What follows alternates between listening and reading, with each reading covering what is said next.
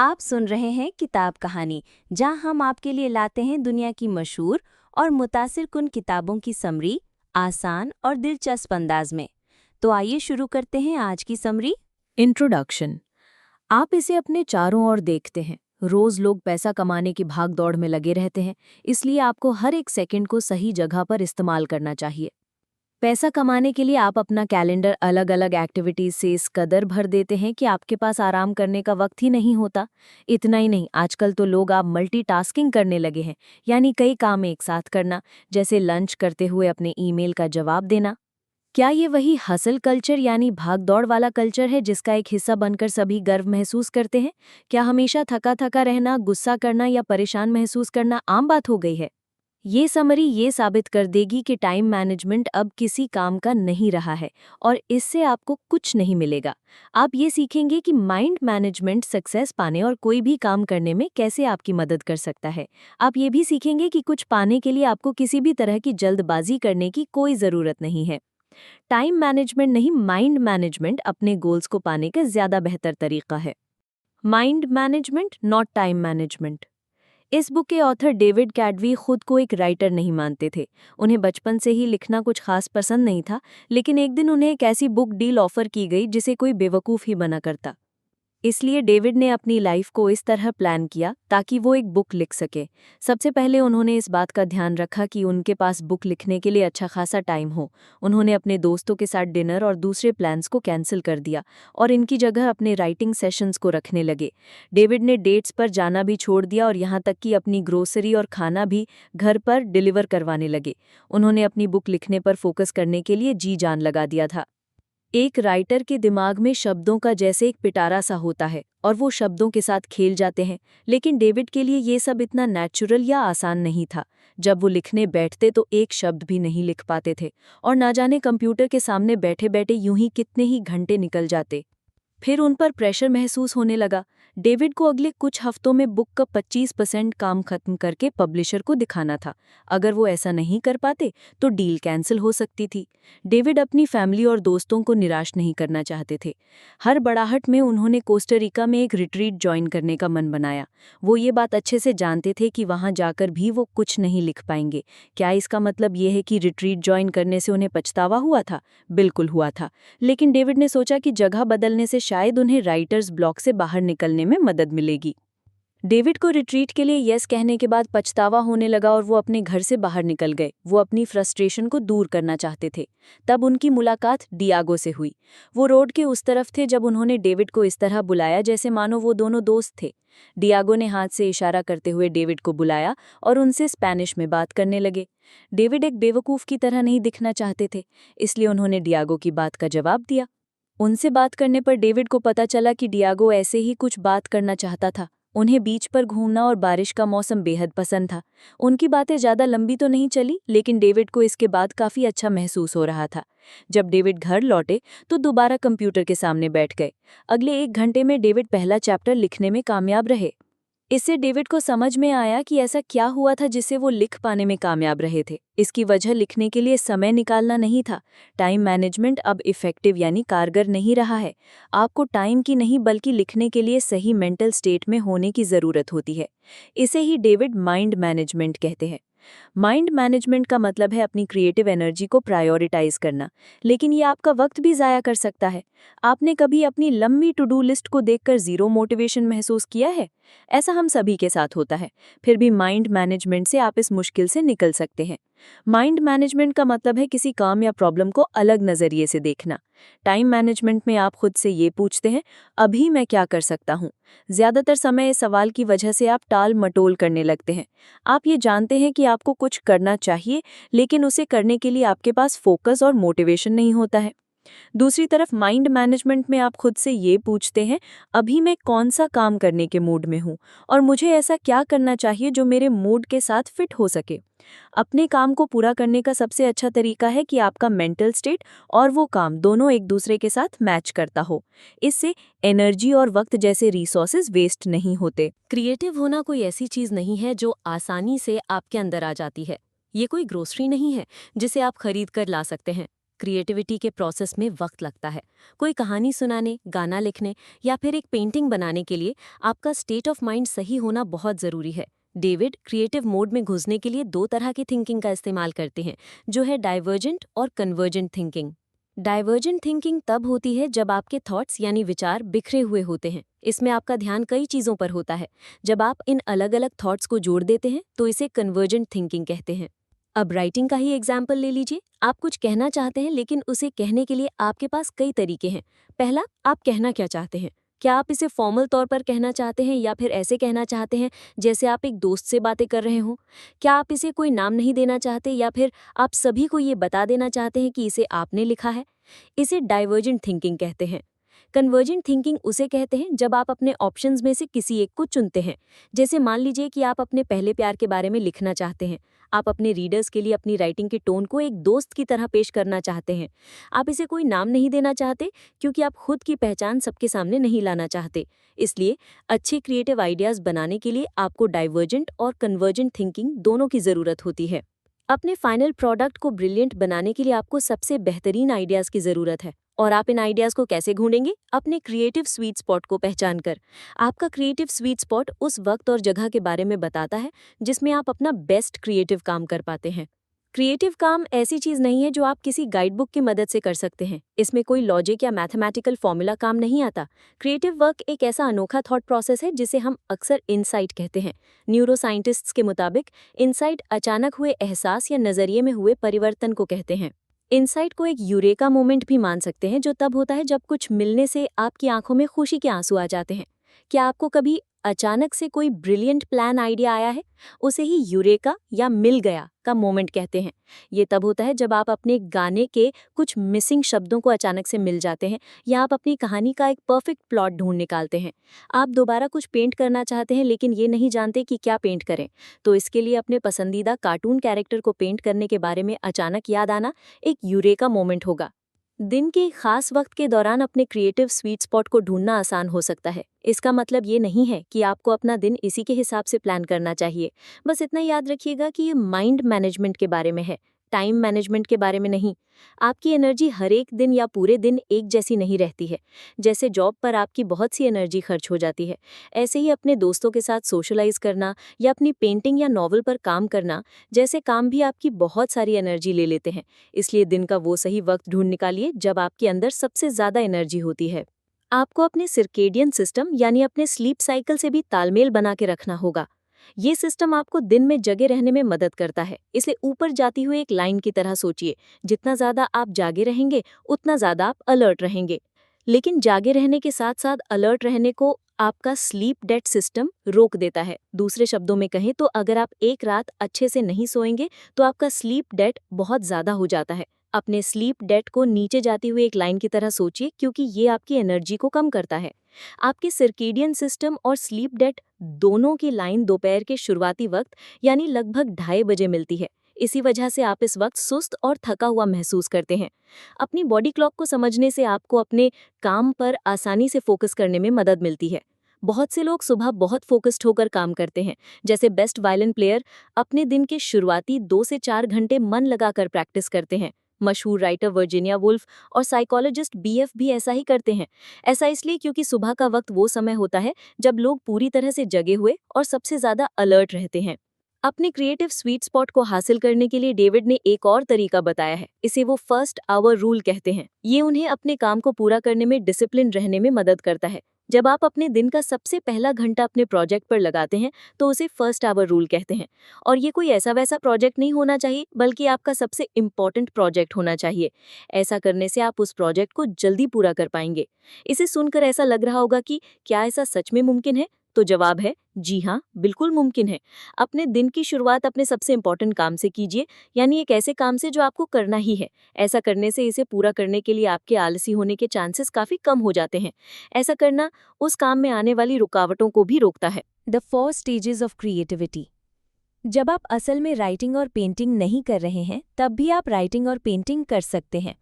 Creativity का process सिर्फ writing और पेंटिंग के बारे में नहीं है। इसे social psychologist Graham valleys control के 4 स्टेजेस या क्रिएटिविटी के 4 स्टेजेस कहते हैं। पहला स्टेज है प्रेपरेशन यानी तैयारी करना। ये तब होता है जब आप अपने प्रोजेक्ट के बारे में सब कुछ सोचते हैं। आपकी स्टोरी में कौन से कैरेक्टर होंगे, आपका गाना कितना लंबा होगा, पेंटिंग बनाने के लिए आप किस चीज़ का इस्तेमाल करेंगे। ये ब्रेनस्टॉर्मिंग यानी दिमाग चलाने वाला स्टेज है। इसमें आपके पास अपने प्रोजेक्ट की इतनी इन्फॉर्मेशन होती है कि आप एक चलते फिरते इंसाइक्लोपीडिया की तरह हो जाते हैं। डेविड ने भी अपनी बुक पर इसी तरह काम करना शुरू किया था। ऐसा बिल्कुल नहीं था कि वो हर रोज कुछ लिखने बैठा करते थे। नहीं, ऐसा भी वक्त हुआ करता था जब वो अपने लिविंग रूम में बैठकर इन्फॉर्मेशन के ऐसे सोर्सेज को खोलकर देखा करते थे। डेविड के चारों ओर बुक्स, न्यूज़पेपर और जर्नल्स बिखरे रहते थे। उनके पास एक व्हाइट बोर्ड भी था जिस पर वो पॉसिबल टॉपिक्स और चैप्टर्स लिखते थे। डेविड ने जो रिसर्च की थी वो समय की बर्बादी नहीं थी, ये उन्हें क्रिएटिविटी के अगले स्टेज तक पहुंचने में मदद कर रही थी। दूसरा स्टेज इंक्यूबेशन है। ये ऐसा वक्त होता है जब आप अपने प्रोजेक्ट पर इतना एक्टिव होकर काम नहीं करते हैं। आप शायद किसी और चीज़ पर काम कर रहे होते हैं या फिर अपने दोस्तों और फैमिली के साथ वक्त बिता रहे होते हैं। हमें बीच बीच में ब्रेक लेने की ज़रूरत होती है। किसी काम को तुरंत पूरा करने के लिए खुद को मजबूर करना हमेशा काम नहीं करता है। ऐसा करने से आप फ्रस्ट्रेट होने लगेंगे और आपको गुस्सा आएगा। ऐसा होने से आपको अपने क्रिएटिव स्वीट स्पॉट को ढूंढने में और तीसरे स्टेज पर जाने में मुश्किल होगी। तीसरा स्टेज इल्यूमिनेशन है। ये यूरेका या आहा मोमेंट है। तीसरे स्टेज को पूरी तरह नहीं समझाया जा सकता है। ऐसा इसलिए क्योंकि ये अचानक से होने वाला और अनप्रेडिक्टेबल होता है। जैसा कि बताया गया है, अगर आप ज़रूरी तैयारी नहीं करेंगे तो आप इस स्टेज तक नहीं पहुंच सकते हैं। आपको पहले स्टेज पर बहुत सा वक्त देना होगा। आइए जानते हैं कि पहला स्टेज आपको तीसरे स्टेज पर पहुंचने में कैसे मदद करता है, और इसके लिए हम द बीटल्स के पॉल मैकार्टनी का एग्जाम्पल देखेंगे। पॉल ने द येस्टरडे नाम का वो यादगार गाना बड़े ही अनोखे तरीके से कंपोज किया था। उन्हें इस गाने की धुन अपने सपने में सुनाई दी थी। जब उनकी आंख खुली तो वो आधी नींद में उठकर अपने पियानो पर उस धुन को बजाने लगे और इस तरह इतिहास के सबसे महान गानों में से एक गाना बना। लेकिन ये इतना भी आसान नहीं था। येस्टरडे लिखने से पहले भी पॉल कुछ गाने लिख और बना रहे थे। वो सालों से म्यूजिक क्रिएट करते आ रहे थे और क्योंकि वो येस्टरडे जैसा गाना लिख पाए थे, उनका काम वहीं रुक नहीं गया था। नहीं, पॉल ने ये पक्का किया कि वो चौथे स्टेज को भी अच्छे से पूरा करें, जो है वेरिफिकेशन। चौथा स्टेज वेरिफिकेशन है। ये तब होता है जब आप इल्यूमिनेशन स्टेज में आई यूरेका या आहा मोमेंट के बारे में सोचते हैं। इसमें आप ये पक्का कर लेते हैं कि आपका जो आइडिया था वो फूल प्रूफ और ब्रिलियंट है। आप ये डबल चेक करते हैं कि किसी चीज़ की कमी तो नहीं है।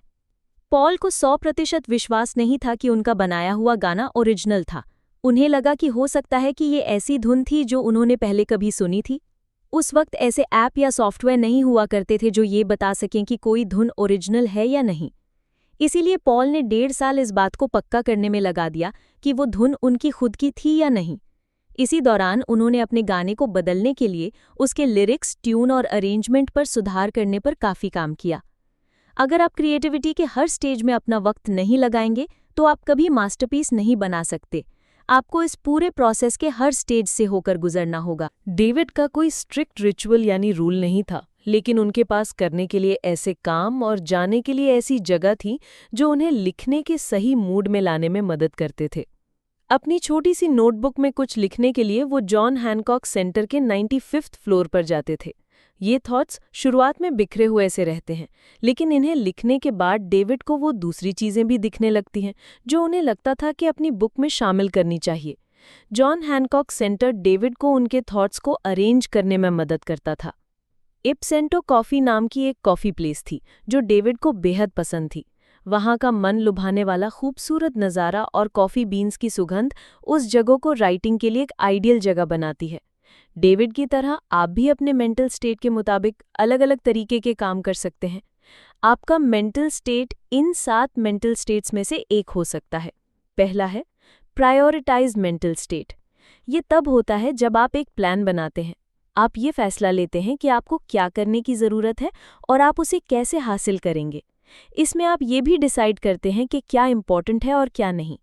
यही तो डेविड जॉन हैनकॉक सेंटर में करते थे। दूसरा है एक्सप्लोर मेंटल स्टेट। ये रिसर्च करने के बारे में नहीं है। इसमें स्पेसिफिक सवालों के स्पेसिफिक जवाबों की ज़रूरत नहीं होती। एक्सप्लोर मेंटल स्टेट में अपनी क्यूरियोसिटी को खुला छोड़ने के बारे में कहा गया है। जैसे मान लीजिए कि आप कुछ पेंट करने का सोच रहे हैं। आपको क्या पेंट करना है आप इस बात पर रिसर्च करते हैं, लेकिन इस चक्कर में आप पेंटिंग की हिस्ट्री पर एक पूरी डॉक्यूमेंट्री देख डालते हैं।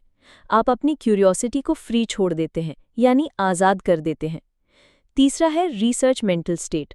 ये ऐसी जगह है जहां आप स्पेसिफिक सवाल और उसके जवाब ढूंढते हैं। डेविड ज़्यादातर वक्त इसी स्टेट में रहते हैं। वो ये रिसर्च करते हैं कि एक चैप्टर को कैसे बनाया जाए, या फिर ये कैसे वेरीफाई किया जाए कि अपनी बुक में जो फैक्ट्स वो लिखने वाले हैं वो सही है या नहीं। चौथा है जनरल मेंटल स्टेट। ये वो स्टेट है जहां आप एक्चुअल में काम करते हैं। आप पहले दिए गए मेंटल स्टेट्स में इकट्ठे किए गए आइडियाज़ को जोड़कर कुछ बनाते हैं, जैसे अपना पहला ड्राफ्ट लिखना। पांचवा है पॉलिश मेंटल स्टेट। ये स्टेज उस काम को एडिट और तराशने का है जो आपने पिछले स्टेज में बनाया था।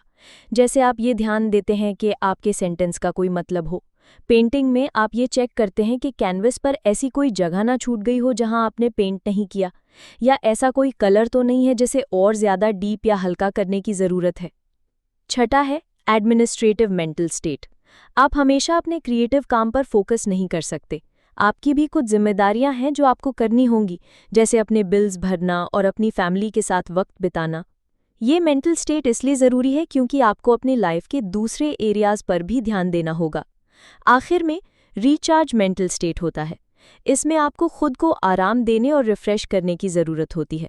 एक दिन छुट्टी लीजिए या वेकेशन पर चले जाइए। जब डेविड अपनी बुक को लेकर स्ट्रेस लेते हैं तो वो मसाज लेने चले जाते हैं। कभी कभी फ़नी वीडियो या मूवी देखना भी इसमें मदद कर सकता है। खुद को शांत करने और अपने माइंड को रिलैक्स करने के तरीके ढूंढे।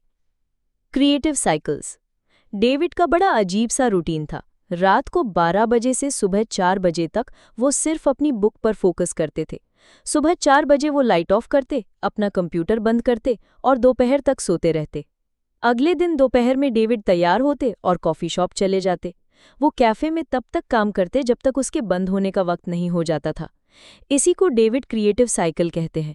ये एक ऐसा रिपीट होने वाला साइकिल है जिसमें अपने काम में आगे बढ़ने के साथ साथ आपको आराम करने का भी वक्त मिलता है।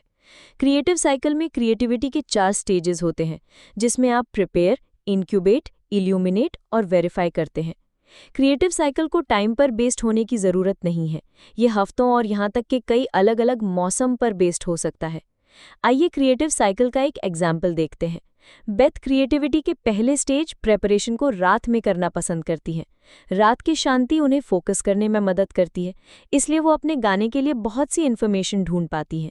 वो लगभग 12 बजे सोने चली जाती हैं और सोने से वो क्रिएटिविटी के दूसरे स्टेज में चली जाती हैं, जो है इंक्यूबेशन। जब वो सोती हैं तो बेथ का ध्यान अपने क्रिएटिव काम पर नहीं रहता। इससे सुबह बेथ को आराम और इंस्पायर्ड महसूस होता है। वो क्रिएटिविटी के तीसरे स्टेज में पहुंच जाती हैं, जो है इल्यूमिनेशन। जब वो अपना ब्रेकफास्ट खाती हैं तो उन्हें एक आहा मोमेंट मिलता है। उन्हें अपने गाने के सही अल्फाज मिल जाते हैं और वो तुरंत उन्हें पास रखे एक टिश्यू पेपर पर लिख लेती हैं। बेथ पूरी दोपहर अपने गाने को सुधारने में लगा देती हैं। वो कुछ अल्फाजों को बेहतर अल्फाजों से बदल देती हैं और उस धुन को बजाने के लिए बेस्ट इंस्ट्रूमेंट्स को चुनती हैं। अपने माइंड को मैनेज करने के बहुत से ऑप्शंस हैं। आपको सिर्फ वो ढूंढने हैं जो आपको सबसे ज़्यादा सूट करते हैं। द यूजलेस इमोशंस, गिल्ट और वरी। पिछले चैप्टर में हमने खुद को लिमिट करने वाले बिलीफ्स के बारे में जाना। इस चैप्टर में जिन 2 अरोनियस जोन्स की हम बात करेंगे वो है गिल्ट और चिंता। कुछ लोगों का मानना है कि पास्ट को लेकर गिल्ट महसूस करना और फ्यूचर की चिंता करना ज़रूरी है। ये इंसान होने का एक हिस्सा है। लेकिन सच तो यह है कि गिल्ट और चिंता सबसे बेकार के फीलिंग्स होते हैं, जिन पर आप एनर्जी वेस्ट कर देते हैं। गिल्ट का इमोशन अफसोस करने से थोड़ा अलग होता है। इसका मतलब होता है पास्ट के फेलियर और गलतियों पर ध्यान देना और उनके बारे में बुरा महसूस करना। चिंता का मतलब होता है लगातार अपने फ्यूचर को लेकर परेशान रहना।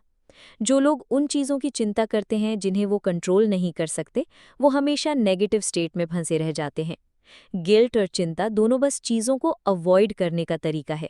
हम उन्हें एक बार ट्राई करते हैं और अच्छा महसूस करते हैं, क्योंकि ये हमें हमारे प्रेजेंट का सामना करने से डिस्ट्रैक्ट कर देता है।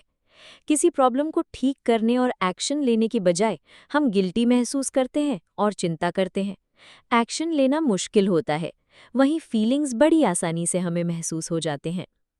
कुछ लोग एक तरह से गिल्ट मशीन की तरह होते हैं, यानी उन्हें अपने आसपास से थोड़ा सा इशारा मिलते ही वो बिना सोचे समझे रिस्पॉन्ड कर देते हैं। जब भी उन्हें अपने पास्ट में हुई कोई चीज़ याद आती है तो वो नेगेटिविटी में डूब जाते हैं। क्या गिल्टी महसूस करने से पास्ट बदल जाएगा? नहीं। फिर गिल्टी महसूस क्यों करना? जब हम बच्चे थे तब हमने ऐसी बातें सुनी थी कि अगर तुम अच्छे से बिहेव नहीं करोगे तो तुम्हारी मम्मी तुमसे प्यार नहीं करेगी, तुमने जो किया उस पर तुम्हें शर्म आनी चाहिए, या अगर तुम ऐसा करोगे तो सब तुम्हें गंदा बच्चा कहेंगे। बड़े होने के बाद भी ये बातें हमें हर्ट करती हैं। हमें अपनी गलतियों से सीखने के बजाय गिल्टी महसूस करना सिखाया जाता है। खुद पर थोपा गया गिल्ट महसूस करना ज्यादा नुकसान पहुंचाता है। जब किसी का कोई बिलीफ या मोरल टूट जाता है तो वो इंसान फेलियर जैसा महसूस करता है।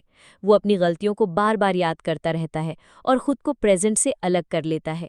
भले ही गिल्टी महसूस करने से पास्ट नहीं बदलेगा, लेकिन फिर भी ये नेचुरल सा लगता है। वो इंसान सोचता है कि वो जब तक कर सकता है तब तक उसे गिल्टी महसूस करना चाहिए। गिल्टी महसूस करने के कई कारण हैं। पहला ये कि ऐसा करके हम प्रेजेंट में किसी भी प्रैक्टिकल काम को अवॉइड कर देते हैं। जब आप गिल्टी महसूस करते हैं तो आप प्रोडक्टिव होना बंद कर देते हैं और अपने पास्ट के बारे में बुरा महसूस करते हैं। आगे न बढ़ना इस बात की भी गारंटी है कि आप कुछ भी अचीव करने की कोशिश में फेल नहीं होंगे, इसलिए गिल्ट आपको सेफ रखता है। दूसरा, कुछ लोगों का मानना है कि गिल्ट हमारे पापों को धो देता है। जितने ज्यादा समय तक हम गिल्टी महसूस करेंगे, हमारे माफ किए जाने के चांसेस भी उतने ही ज्यादा बढ़ जाएंगे। इसलिए अपनी गलती के लिए माफी मांगने या उसे सुधारने के बजाय हम मानते हैं कि गिल्ट धीरे धीरे हमारी प्रॉब्लम को सॉल्व कर देगा। तीसरा, गिल्टी होना हमारे एक्शन की जिम्मेदारी को दूसरों पर ट्रांसफर कर देता है। हम उन्हें अपने आप को मैनिपुलेट करने की इजाज़त देकर उन्हें अपने इमोशंस को कंट्रोल करने की पावर दे देते हैं। गिल्ट हमें दूसरों से दया पाने में भी मदद करता है।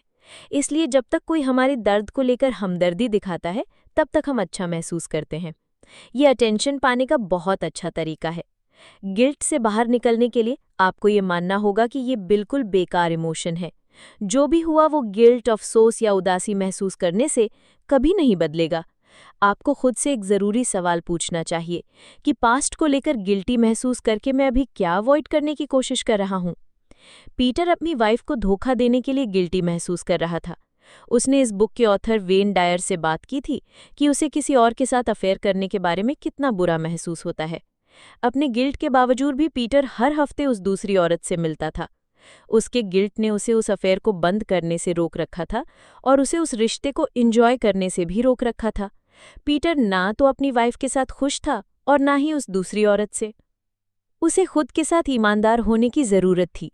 पीटर को ये समझने की ज़रूरत थी कि उसका गिल्ट उसे डिसीजन लेने से रोक रहा था। उसे इन दो बातों में से किसी एक को चुनने की ज़रूरत थी कि क्या वो अपने खराब कैरेक्टर के कारण अलग अलग लोगों के साथ अफेयर करना चाहता था या उस अफेयर को ख़त्म करके अपनी फैमिली पर फोकस करना चाहता था। अपने गिल्ट को छोड़ने के लिए आपको एक जर्नल रखना चाहिए। जब भी आप गिल्टी महसूस करें तो उसमें लिखिए। अपने ट्रिगर और उसके रिजल्ट को समझिए। खुद से पूछिए कि इस गिल्ट से आप क्या अवॉइड करने की कोशिश कर रहे हैं। चिंता भी गिल्ट के जितना ही नुकसानदायक है। इसमें आप पास्ट के बारे में बुरा महसूस करने के बजाय फ्यूचर की चिंता करते हैं।